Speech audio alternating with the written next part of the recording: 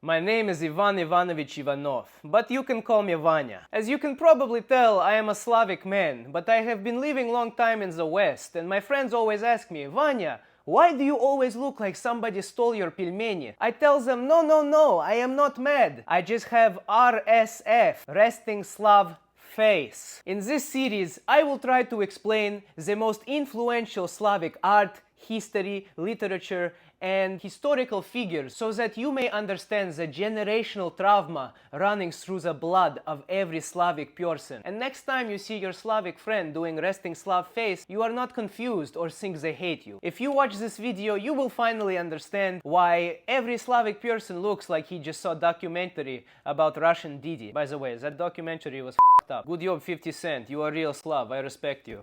Before we start, please like and subscribe and hit the notification bell so you know next time I post a video, you can watch it and be less debil. Today I will be exploring another Slavic literary legend, Lev Nikolayevich Tolstoy. Man who write books that are so long, by the time you finish reading, Soviet Union will rise and collapse again. Last video in the series, which is linked right here, we talked about Dostoevsky, the king of Slavic sad boys. Tolstoy was a little different. If Dostoevsky said life is suffering and then you die, what's the point? Tolstoy had bit of more positive message. He said yes, everyone will die, but through art we can understand the pain and suffering of our comrades. So still depressing, but a little bit less. But don't get me wrong, Tolstoy was still Slavic emo boy. He wrote books about society collapsing, people cheating, war, death. Basically Soviet realism. But he was much more emotional about this. He went back to his room after writing about death, played the music, and started singing. I've become so numb, I can't feel you there. I'm becoming this, all I want to do is write really long books, drink vodka, and eat borscht instead of stew. Something like this. Sorry, I don't know what that was. I have become overwhelmed by spirit of American suslik. It was kind of nice, very cathartic. Back to Tolstoy. Okay, to understand his writings, let's first go over his life. Lev Nikolayevich Tolstoy was born in 1828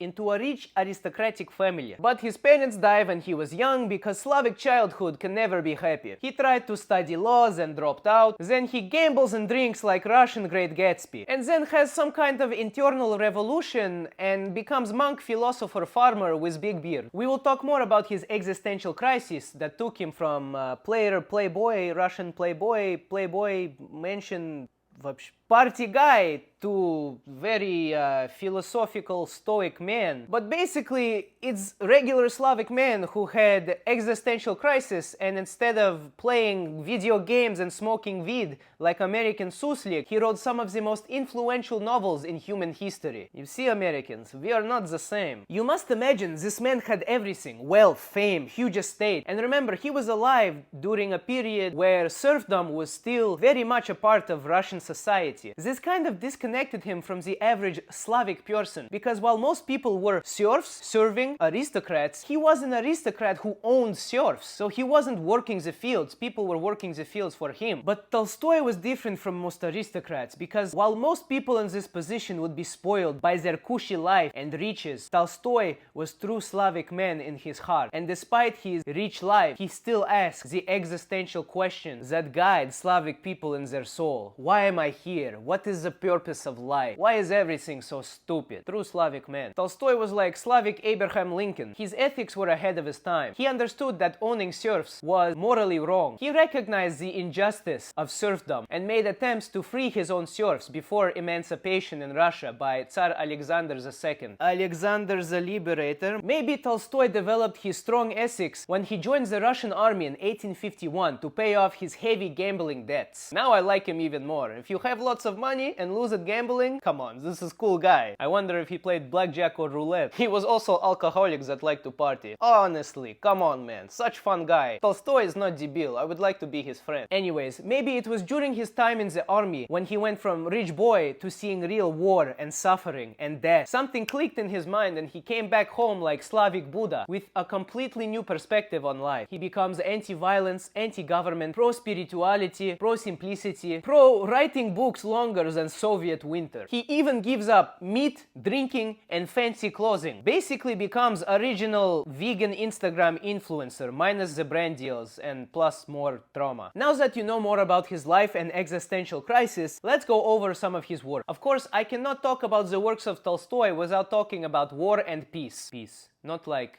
peace. Poop, peace. No, like peace, man.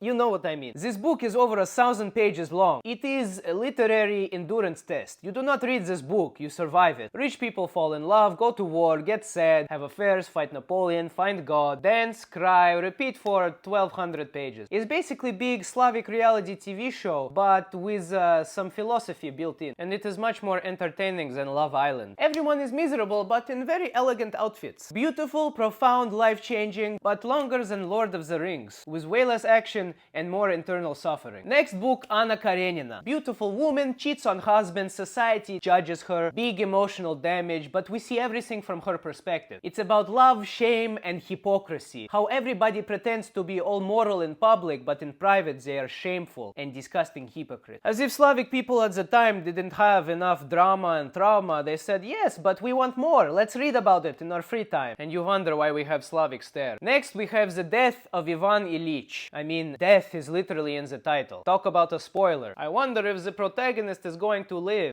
No. Ivan lives normal Slavic life, realizes everything is meaningless, and then he dies. That's it, the whole book. No plot twist, no redemption arc. Just, you chose status, comfort, and approval, and now you are going to die.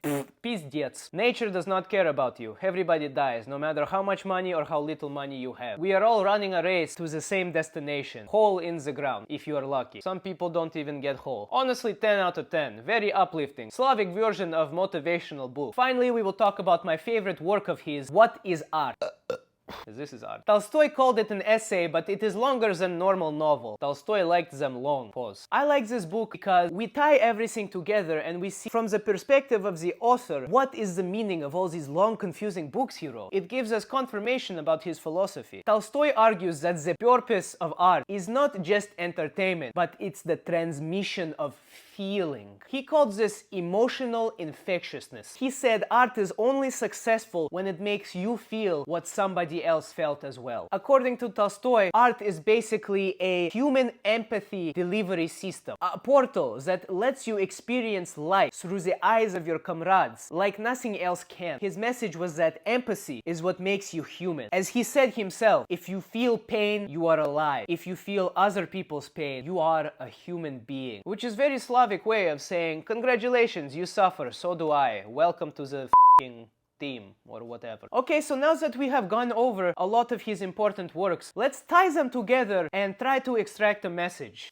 This is the juicy part. Basically, like I just said, I think Tolstoy's main message in his art was empathy, as he explained in What is Art. So how can I explain it myself, having read all of this? I mean, imagine how powerful of a message this was in his time of war, suffering, and revolution. But it's also just as powerful right now. It's truly a timeless message. Tolstoy showed us that the value of genuine art lies in its ability to destroy the separation between yourself and the artist, and unite people through shared humanity. Through this shared emotion, he believes that two humans can become one for a moment in time, which he considered a sacred connection. Tolstoy said that if a work of art does not awaken a sense of compassion or a deeper sense of shared life, it fails its task. Art should make you a better person. Meanwhile, people reading his books and Dostoevsky and going to war going like, how is this making me a better person? Everyone is dying and suffering. But it was deeper than dying and suffering. There was a message. And if you take a step back, I think it is more clear to see. In his essay, What is Art, Tolstoy gets his message across by discussing other authors. But now, reading it, it has become more obvious that he was discussing his own work. Think about all his long, complicated novels with conflicting plots and characters, especially War and Peace and Anna Karenina. Think about the imperfect characters. Good guys did bad things and bad guys did good things. Tolstoy created the anti-hero hero way before Breaking Bad had Walter White. Amazing show, by the way. Comment below if you want to also see me talk about more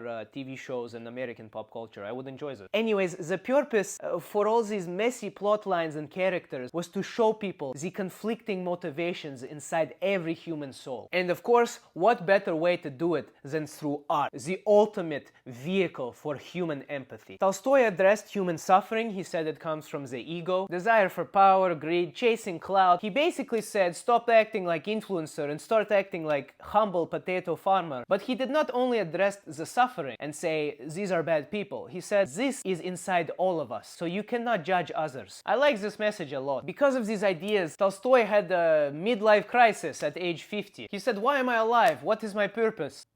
Who am I without status? He basically invents modern self-help blogger huyoger by accident. He was the OG blogger huyoger self-help guy. He said, quote, everyone thinks of changing the world, but nobody thinks about changing themselves. Wow, very deep, very nice. I like. In the end, Tolstoy shows that happiness is not big dramatic thing. True Slavic happiness is simple. Clean conscience, some warm tea with vodka, and quiet soul. And zakuska. A little bit of borscht, pelmeni, but you get the point. Dostoevsky said, you're born, you suffer, and then you die. Tolstoy said, suffering makes you human, and then you die. Big difference. Tolstoy writes about big themes: politics, war, family, suffering, love, society. Just like all Slavic get-togethers. These are the things we talk about when we argue over vodka at 2 a.m. We do not talk about stupid things like weather and work and whatever, like they like to do in America. Oh, how's the weather today? I don't give a shit.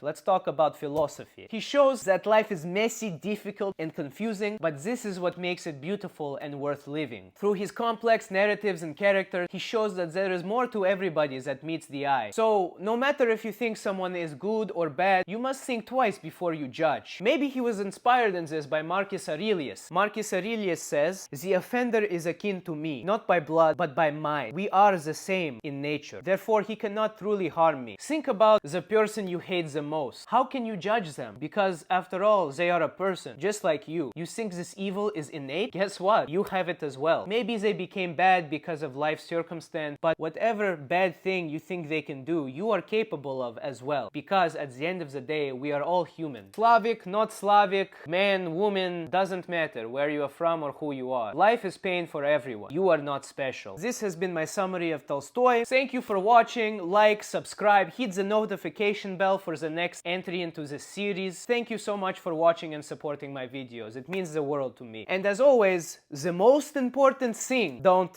be debil.